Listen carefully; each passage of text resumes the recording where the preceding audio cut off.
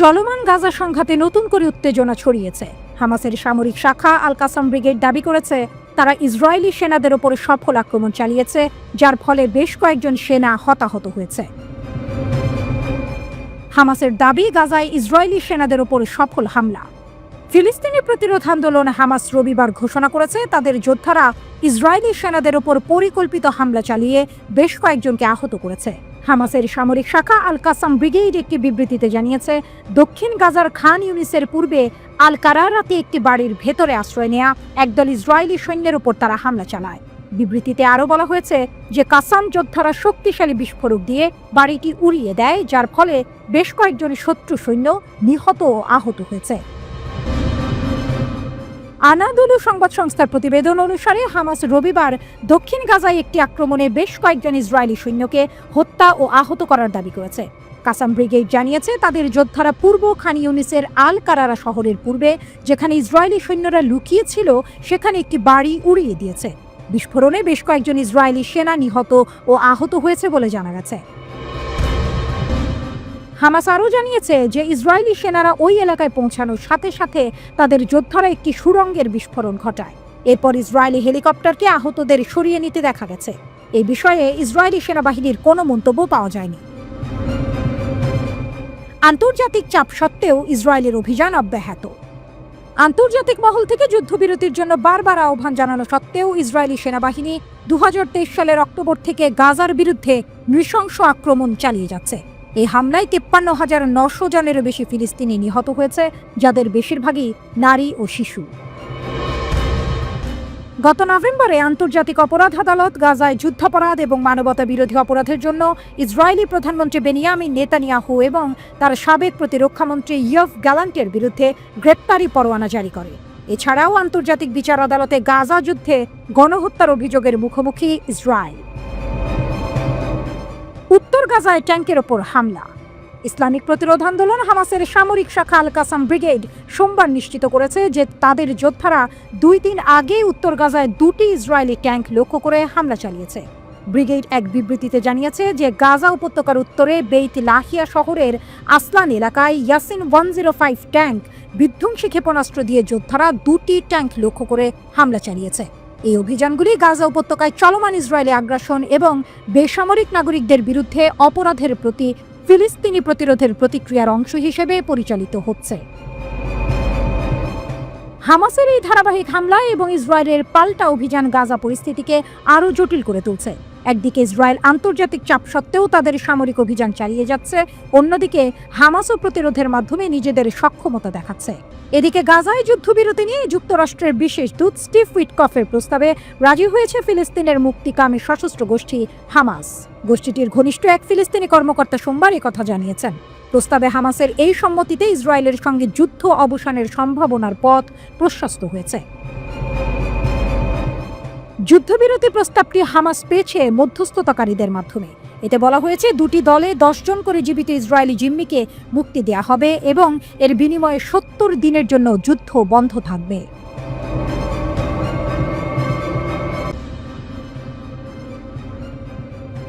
গাজায় সর্বশক্তি প্রয়োগ করছে ইসরায়েল, তবে ফিলিস্তিনের স্বাধীনতাকামী সংগঠন হামাসের প্রতিশোধমূলক আক্রমণে ইসরায়েলি বাহিনী বড়সড় ধাক্কা খাচ্ছে, আর ইসরায়েলি প্রতিরক্ষা বাহিনী IDF স্বীকার করতে বাধ্য হচ্ছে তাদের ক্ষয়ক্ষতির কথা। বোমা হামলায় এক ইসরায়েলি সৈনিকের মৃত্যু হয়েছে, যা গাজার চলমান সংঘাতের ভয়াবহতা আরও স্পষ্ট করে তুলেছে। ভবন ধসে পড়ার কারণে ধ্বংসস্তূপের নিচে আটকা পড়ছে সেনারা, যা থেকে বোঝা যায় হামাসের আক্রমণ কতটা সুদূর প্রসারী এবং বিধ্বংসী। ইসরায়েলি সৈনিকের মৃত্যু ও IDF এর তদন্ত। IDF জানিয়েছে 20 বছর বয়সী স্টাফ সার্জেন্ট ড্যানিলো মোকানু দক্ষিণ গাজা স্ট্রিপে তীব্র লড়াইয়ের সময় নিহত হয়েছেন। প্রাথমিক তদন্তে জানা গেছে একটি শক্তিশালী বিস্ফোরণের পর ভবন ধসে পড়লে মোকানু মারা যান। আরও গুরুতর বিষয় হলো এই বিস্ফোরণটি দূর থেকে একটি বিস্ফোরক ডিভাইস দিয়ে ঘটানো হয়েছিল, যা হামাসের উন্নত কৌশলগত সক্ষমতার ইঙ্গিত দেয়। এই একই ঘটনায় আরও একজন ইসরায়েলি সৈনিক আহত হয়েছেন। এর একদিন আগেই আইডিএফ সার্জেন্ট ইউসুফ ইয়াহুদা চিরাকের মৃত্যুর খবর দিয়েছিল। তিনি 19 মে উত্তর গাজায় ফ্রেন্ডলি ফায়ার বা নিজেদের বাহিনীর গুলিতে নিহত হয়েছিলেন বলে জানা গেছে। এই ঘটনাগুলো ইসরায়েলি বাহিনীর অভ্যন্তরেও সমন্বয়হীনতার চিত্র তুলে ধরে। অন্যদিকে ইসরায়েলি বাহিনী দাবি করেছে যে তারা উত্তর গাজায় হামাসের একজন কমান্ডারকে নির্মূল করেছে। আইডিএফ এর মতে মুয়াতাজ ডিব ছিলেন হামাসের ক্ষেপণাস্ত্র এবং রকেট ইউনিটের কমান্ডার। এই দাবি যদি সত্যি হয় তবে এটি হামাসের সামরিক সক্ষমতার উপর একটি বড় আঘাত। আইডিএফ প্রধান হামাসকে কঠোর হুঁশিয়ারি দিয়েছেন। তিনি স্পষ্ট করে বলেছেন যে যদি হামাস বন্দীদের মুক্তি না দেয় তাহলে ইসরায়েল গাজায় তাদের অভিযান আরও তীব্র করবে। আমরা একটি সুসংগঠিত পরিকল্পনা অনুযায়ী কাজ করছি এবং পরবর্তী ধাপে যাচ্ছি। হামাস তাদের প্রত্যাখ্যানের মূল্য দেবে এবং তারা দুর্দান্ত অগ্নিশক্তির মুখোমুখি হবে, আইডিএফ প্রধান জোর দিয়ে বলেন। আমরা স্থল অভিযান সম্প্রসারণ করব এবং অতিরিক্ত অঞ্চল দখল করব এবং সন্ত্রাসী অবকাঠামো খুঁজে বের করে সম্পূর্ণরূপে ভেঙে ফেলব। আইডিএফ প্রধানের কথাগুলো থেকে বোঝা যায় ইসরায়েল এই যুদ্ধ চালিয়ে যেতে বদ্ধপরিকর। তার কথায় স্পষ্ট যে হামাসের হাতে একটি পথ খোলা আছে, বন্দীদের মুক্তি দেয়া। তিনি বলেছেন যদি কোনো চুক্তিতে পৌঁছানো হয় তাহলে আইডিএফ জানে কিভাবে সেই অনুযায়ী তার কার্যক্রম সমন্বয় করতে হবে। তিনি আরও যোগ করেছেন হামাস যুদ্ধ শুরুর জন্য দায়ী এবং বর্তমান পরিস্থিতির জন্যও দায়ী। তবে হামাস নাছোড়বান্দা, কিছুতেই মাথা নত করছে না। ফিলিস্তিনের স্বাধীনতার জন্য জান বাজি রেখে লড়াই করছে। ইসরায়েলি বর্বরতায় গাজা ধ্বংস হয়ে গিয়ে পুরো ফিলিস্তিনি জাতিসত্তার একটি পবিত্র প্রতীক হয়ে গেছে। আজ আর হামাস আলাদা কোনো সংগঠন নয়, তারা সেই জনগণের অংশ যাদের প্রত্যেকে এক বা একাধিক প্রিয়জন হারিয়েছে। সেই অর্থে এই প্রতিরোধও একটি জাতিগত সংকল্প।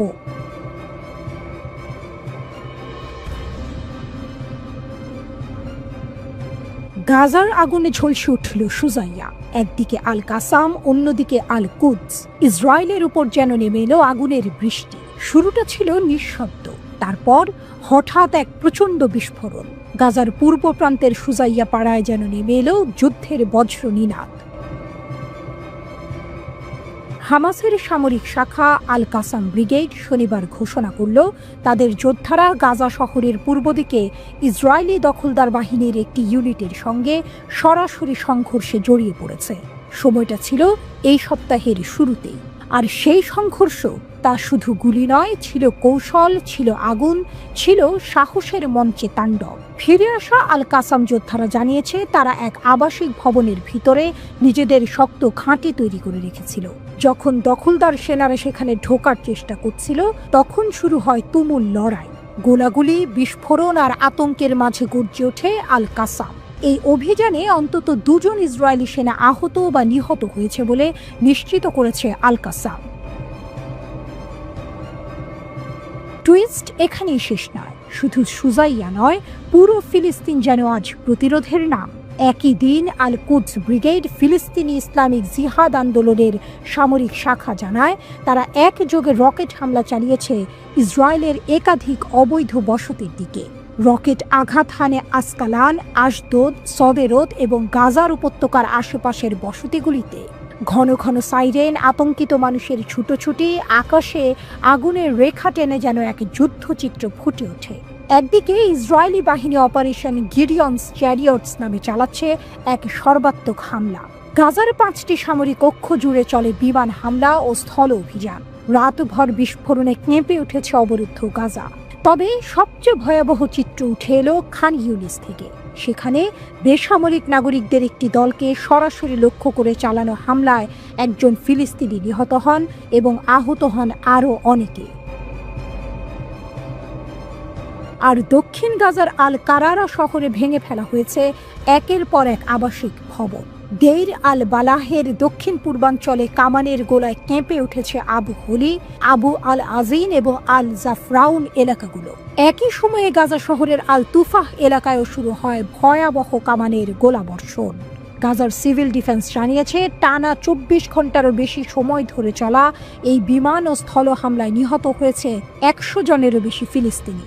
ধ্বংসস্তূপে চাপা পড়ে আছে আরও অনেক মরদেহ, যাদের খুঁজে বের করাও কঠিন হয়ে পড়েছে। বোমার আঘাতে ধ্বংসপ্রাপ্ত বাড়িগুলিতে পৌঁছাতেই পারছে না উদ্ধারকারী দল। গাজায় হামাসকে পরাজিত করা এবং সেখানে থাকা ইসরায়েলি বাকি জিম্মিদের মুক্ত করতে বড় ধরনের একটি সামরিক অভিযান শুরুর ঘোষণা দিয়েছে ইসরায়েলি সেনাবাহিনী। যদিও এই ঘোষণার কয়েক ঘন্টা পর হামাস জানিয়েছে গাজায় যুদ্ধবিরতির লক্ষ্যে তাদের আলোচকরা নতুন করে আলোচনা শুরু করেছে। হামাস প্রধানের উপদেষ্টা তাহের আল নোনো শনিবার বিবিসিকে জানান, দোহায় ইসরায়েলের সঙ্গে আনুষ্ঠানিকভাবে নতুন দফায় আলোচনা শুরু হয়েছে। উভয় পক্ষ কোনো পূর্ব শর্ত ছাড়াই সব বিষয় নিয়ে আলোচনা করছে।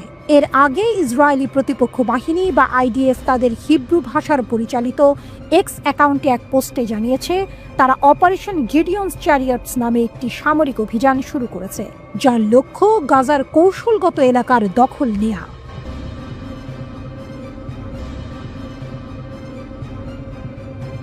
গাজায় ফিলিস্তিনি প্রতিরোধ গোষ্ঠীগুলো ইসরায়েলি বাহিনীর ওপর একের পর এক হামলা চালাচ্ছে। দখলদার সেনারা গাজায় স্থলপথে আক্রমণ জোরদার করার পর তাদের হতাহতের সংখ্যা বেড়েছে। ফিলিস্তিনি ইসলামিক জিহাদ পিআইজে এবং Democratic Front for the Liberation of Palestine DFLP এর সামরিক শাখাগুলো ইসরায়েলি সেনাদের বিরুদ্ধে বেশ কয়েকটি অভিযানের ঘোষণা দিয়েছে। 12 মে গাজা শহরের আল সুজাইয়া পাড়ার আল মুনতার স্ট্রিটে ফিলিস্তিনি প্রতিরোধ যোদ্ধারা এক অভাবনীয় কৌশল অবলম্বন করে। ইসরায়েলি বাহিনীর ফেলে যাওয়া একটি পূর্ব স্থাপন করা GBU-39B বোমা দিয়ে তারা একটি ইসরায়েলি সামরিক যান ধ্বংস করে দেয়। মঙ্গলবার ফিলিস্তিনি ইসলামিক জিহাদ পিআইজে আন্দোলনের সামরিক শাখা আল কুদস ব্রিগেড এই চাঞ্চল্যকর তথ্য নিশ্চিত করেছে। একইভাবে Democratic Front for the Liberation of Palestine DFLP এর সামরিক শাখা শহীদ ওমর আল কাসিম ফোর্সের মুখপাত্র আবু খালেদ জানান, উত্তর পশ্চিম গাজার আল আতাত্রা এলাকায় তাদের একটি যুদ্ধ ইউনিট ইসরায়েলি পদাতিক টহলের ওপর সুপরিকল্পিত হামলা চালিয়েছে।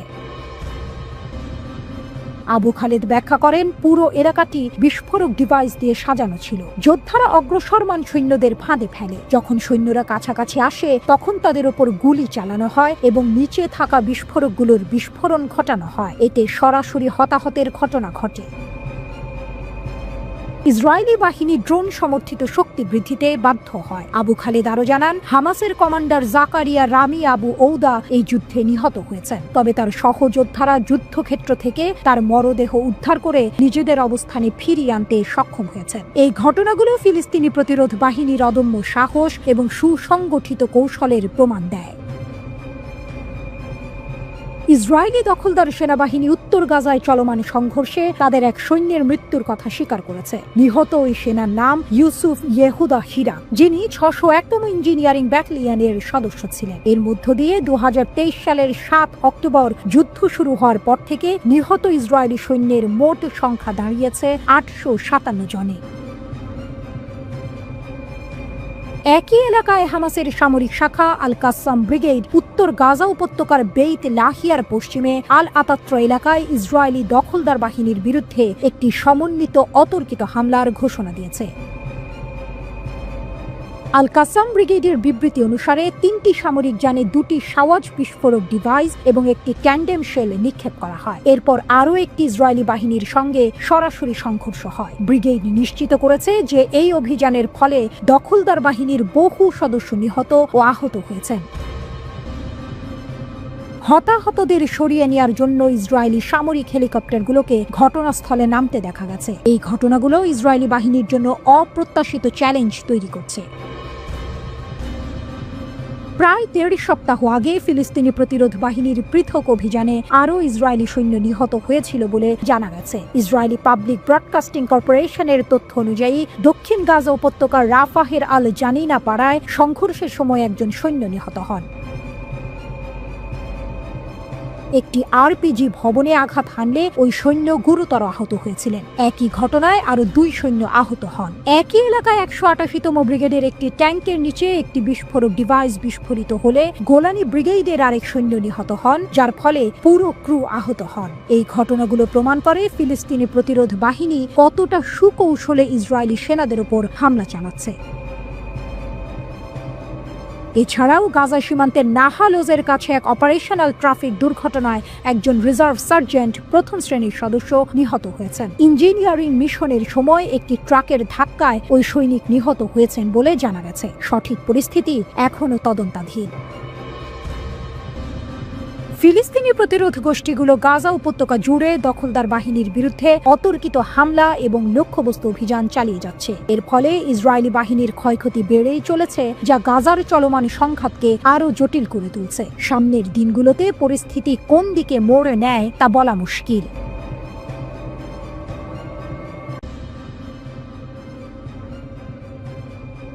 যুদ্ধের উপাখ্যানের নতুন অধ্যায়। গাজার উত্তপ্ত উত্তরাঞ্চল বেইত হানুন। একসময় যেখানে শিশুরা খেলা করত, আজ সেখানে বাজছে মর্টার আর বিস্ফোরকের গর্জন। ইসরায়েলি সংবাদ মাধ্যমগুলো স্বীকার করে নিলেও এক গুরুতর নিরাপত্তা দুর্ঘটনার কথা। কিন্তু শব্দগুলো যেন যথেষ্ট নয়, কারণ এখানে কেবল দুর্ঘটনা নয়, ছিল প্রতিরোধের দাবানল। বিস্ফোরণে আহত ৩ জন ইসরায়েলি সৈন্য। কিন্তু ঘটনাটির গভীরতা তাদের সংখ্যায় নয়, এর প্রতিটি ধ্বংসস্তূপে খচিত আছে হামাসের সশস্ত্র শাখা আল কাসাম ব্রিগেডের প্রতিশোধের প্রতীকটা।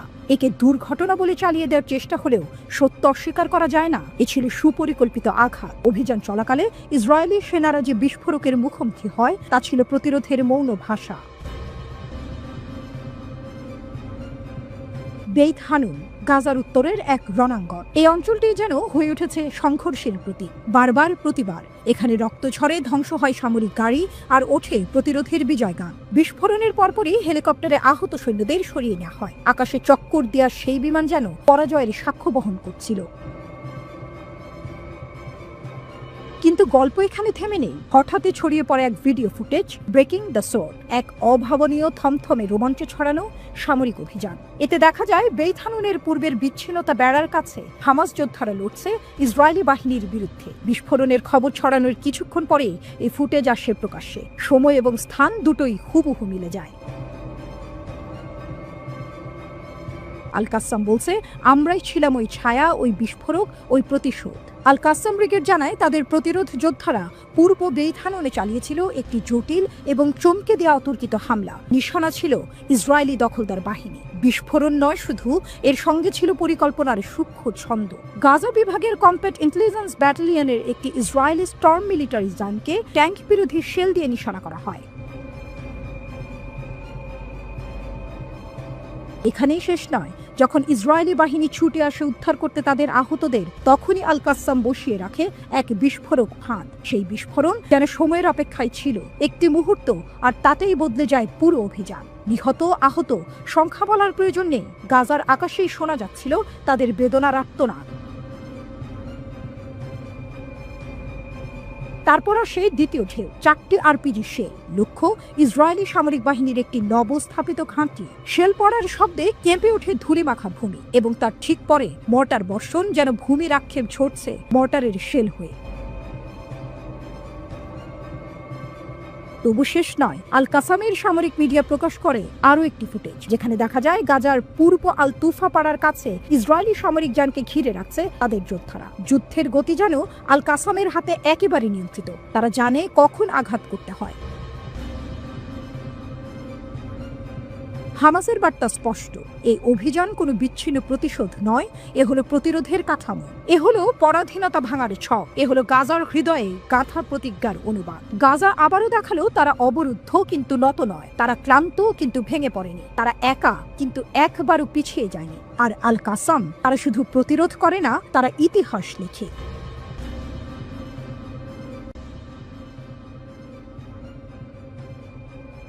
ফিলিস্তিনের স্বাধীনতাকামী সংগঠন হামাস নতুন অস্ত্র ও কৌশল নিয়ে প্রস্তুত। 40,000 সক্রিয় যোদ্ধার বাহিনী নিয়ে ইসরায়েলের ওপর বড় আক্রমণের জন্য প্রস্তুতি নিচ্ছে। ইসরায়েলি প্রতিরক্ষা কর্মকর্তারা জানিয়েছেন যে হামাস আইডিএফ বাহিনী দ্বারা আংশিকভাবে নিয়ন্ত্রিত টানেল ব্যবহার থেকে দূরে থাকছে এবং এখন ইসরায়েলি সৈন্যদের লক্ষ্য করে ভবনগুলিতে উন্নত বিস্ফোরক ব্যবহার করছে।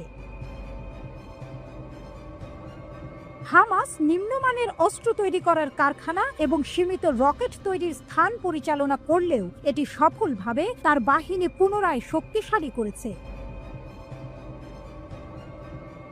অনুমান দেখায় যে 7 লাখ গাজাবাসী হামাসকে সমর্থন করে, 6 লাখ ফাতাহকে সমর্থন করে এবং 6,50,000 কেউই কোনো দলকে সমর্থন করে না। হামাসকে উৎখাত করার জন্য বিভিন্ন গোষ্ঠীর চাপ থাকা সত্ত্বেও তাদের শক্তি এখনো এত কমে যায়নি যে হামাসকে ক্ষমতাচ্যুত করা যাবে। হামাস এখন জনবহুল এলাকা থেকে গুলি ছোড়া এড়াচ্ছে যাতে আইডিএফ পাল্টা হামলা করতে না পারে। আইডিএফ গাজার বাফার জোন তার সীমান্ত থেকে 2 কিলোমিটার উত্তরে সম্প্রসারিত করেছে এবং গাজার উত্তরাঞ্চলের অধিকাংশ বাসিন্দা এখন দক্ষিণ পশ্চিমের আল মাওয়াসি মানবিক অঞ্চলে চলে গেছে। ইসরায়েলি প্রতিরক্ষা বাহিনী এখনো পর্যন্ত গাজার টানেল নেটওয়ার্কের মাত্র 25% ধ্বংস করতে সক্ষম হয়েছে। মার্চে যুদ্ধবিরতি ভঙ্গের পর থেকে আইডিএফ 1000 টার্গেটে আক্রমণ করেছে এবং হামাসের শীর্ষ কর্মকর্তাদের হত্যা করেছে বলে দাবি করেছে। আইডিএফ এর স্থলবাহিনী বিশ্বাস করে যে হামাসের যোদ্ধারা এখন আল মাওয়াসি মানবিক অঞ্চলে অবস্থান করছে। হামাস আরও যোদ্ধা নিয়োগ করছে এবং তাদের সীমিত অস্ত্র ভান্ডার পুনরুদ্ধারের চেষ্টা করছে। আইডিএফ অনুমান করছে এই গোষ্ঠীর প্রায় 20,000 সক্রিয় যোদ্ধা রয়েছে, যা যুদ্ধের আগের সংখ্যার অর্ধেক। গত জানুয়ারিতে রয়টার্সের প্রতিবেদনে বলা হয়, ইসরায়েলের সঙ্গে লড়াই শুরু হওয়ার পর থেকে নতুন করে ফিলিস্তিনি স্বাধীনতাকামী সংগঠন হামাস আরও 10 থেকে 15,000 যোদ্ধা নিয়োগ দিতে সক্ষম হয়েছে। মার্কিন গোয়েন্দা তথ্য সম্পর্কে অবহিত মার্কিন কংগ্রেসের 2 সদস্য এ তথ্য জানিয়েছেন। তাদের তথ্য অনুযায়ী ইরান সমর্থিত হামাসের এসব যোদ্ধা ইসরায়েলের জন্য স্থায়ী হুমকি হিসেবে রয়ে যাচ্ছেন। সূত্রগুলো বলছে, মার্কিন গোয়েন্দা তথ্য অনুযায়ী 2023 সালের 7 অক্টোবর ইসরায়েল হামাসের বিরুদ্ধে হামলা শুরুর পর থেকে 10 থেকে 15,000-এর মতো হামাস যোদ্ধা নিহত হয়েছেন। যুক্তরাষ্ট্রের সর্বশেষ সরকারি এ অনুমান বিষয়ে আগে কোনো প্রতিবেদন প্রকাশ করা হয়নি। এর আগে 14 জানুয়ারি সাবেক মার্কিন পররাষ্ট্রমন্ত্রী অ্যান্টনি ব্লিংকেন বলেন, যুক্তরাষ্ট্রের ধারণা ফিলিস্তিনে যত হামাস যোদ্ধা নিহত হয়েছেন তত যোদ্ধা নিয়োগ দিয়েছে হামাস। তিনি একে চিরস্থায়ী যুদ্ধের রেসিপি বলে সতর্ক করেন। তিনি অবশ্য এ বিষয়ে বিস্তারিত কিছুই বলেননি। তবে ইসরায়েলের তথ্য অনুযায়ী গাজায় মোট নিহতের সংখ্যা 20,000-এর মতো।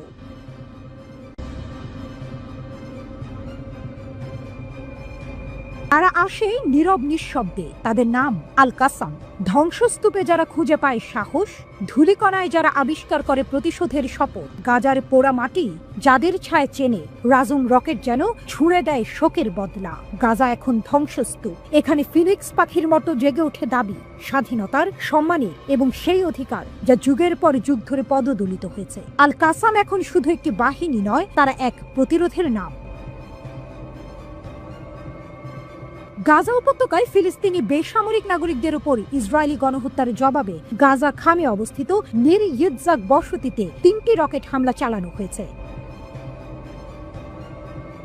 হামাসের সামরিক শাখা আল কাসাম ব্রিগেড ফিলিস্তিনি সামরিক নাগরিকদের উপর ইসরায়েলি গণহত্যার জবাবে গাজা উপত্যকায় নির ইয়ৎজাক বসতিতে স্বল্প পাল্লার রাজুম রকেট দিয়ে হামলা চালিয়েছে। ইসরায়েলি মিডিয়া গাজা উপত্যকা থেকে দক্ষিণ গাজা উপত্যকার দিকে 3টি রকেট হামলার খবর দিয়েছে। গত সপ্তাহে আল কাসাম ব্রিগেড ঘোষণা করেছে যে তাদের যোদ্ধারা গাজায় ফিলিস্তিনি বেসামরিক নাগরিকদের উপর ইসরায়েলি গণহত্যার জবাবে ইসরায়েলি অধিকৃত শহর আশদোদ লক্ষ্য করে রকেট হামলা চালিয়েছে।